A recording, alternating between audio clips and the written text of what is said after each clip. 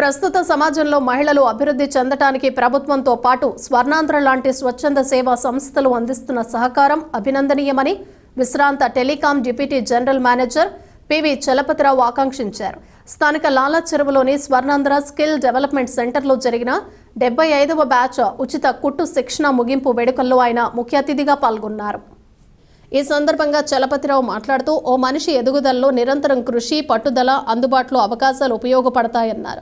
స్వర్ణాంధ్ర సేవా సంస్థ ప్రత్యేకించి మహిళల కోసం టైలరింగ్, డ్రెస్ మేకింగ్, మగ్గం వర్క్లలో ఉచిత శిక్షణ అందించడం అభినందనీయమన్నారు.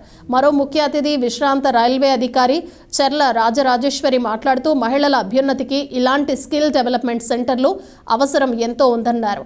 మహిళలకు వివిధ అంశాలపై చక్కని శిక్షణ అందిస్తున్న స్వర్ణాంధ్ర సేవా సంస్థ సేవలు ఆదర్శనీయమన్నారు. స్వర్ణాంధ్ర ముఖ్య నిర్వాహకులు రాంబాబు మాట్లాడుతూ గత 27 సంవత్సరాలుగా సుమారు 18,000 మంది మహిళలకు టైలరింగ్ అండ్ డ్రెస్ మేకింగ్, మగ్గం, కంప్యూటర్, బ్యూటీషియన్ కోర్సుల్లో ఉచిత శిక్షణ అందించామన్నారు. 75వ బ్యాచ్లో ఉత్తీర్ణులైన 50 మందికి సర్టిఫికేట్లు, జ్ఞాపికలు అందజేశారు. 76వ బ్యాచ్ తరగతులను లాంఛనంగా ప్రారంభించారు. టీచర్ దివ్య, సిబ్బంది మీరా కుమారి, ప్రసాద్, హరికృష్ణ తదితరులు పాల్గొన్నారు.